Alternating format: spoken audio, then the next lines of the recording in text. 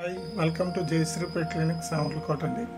మనలో చాలామంది క్లయింట్స్ మా డాగ్ బయటికి వెళ్ళినప్పటికి కూడాను స్కిన్ ఇన్ఫెక్షన్స్ వస్తున్నాయండి, ఎలా అనే దాని గురించి. సో ఈ విధంగా ఫేస్ దగ్గర కానీ ఐస్ చుట్టూ కానీ స్కిన్ పైన ర్యాషెస్ రావడం, హెయిర్ ఊడిపోవడం, ప్యాచ్ ఏరియాస్ ఏర్పడడం.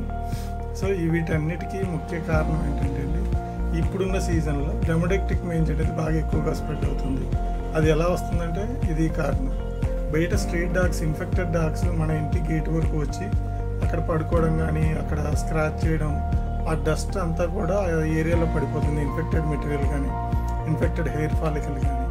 సో ఇక్కడ చూడండి, ఇది ఫ్లీ అలర్జిక్ డెర్మటైటిస్ విత్ డెమోడెక్టిక్ మేంజ్ ఉందండి. సివియర్ ఇచ్చింగ్ వల్ల నేలకేసి రుద్దేస్తుంది. సో ఈ వేస్ట్ డెబ్రిస్ మెటీరియల్ ఇన్ఫెక్టెడ్ అంతా కూడా ఇక్కడ చూస్తే వేరే అనదర్ 2 డాగ్స్ వచ్చి అదే ఏరియాలో పడుకోవడం వల్ల there is chance to get infection. ఎప్పుడైతే ఇమ్యూనో సప్రెషన్ అంటే ఇమ్యూనిటీ తగ్గిపోతుందో, ఇన్ఫెక్టెడ్ ఏరియాకు ఎక్స్పోజ్ అవుతాయో, అప్పుడు ఈజీగా మన డాగ్స్ అనేది స్కిన్ ఇన్ఫెక్షన్ వచ్చే అవకాశం ఉంది. కావున వీలైనంత వరకు మనం దాన్ని ఇన్ఫెక్టెడ్ డాగ్స్ ఉన్న ఏరియాకి తిప్పకుండా మన డాగ్ ఇమ్యూనిటీ బెటర్గా మెయింటైన్ చేస్తూ ఉంటే స్కిన్ ఇన్ఫెక్షన్స్ రాకుండా ఉంటాయి. మనం వాటి నుంచి ఈజీగా తప్పించుకోవచ్చు. కావున టేక్ కేర్ ఆఫ్ ఇట్.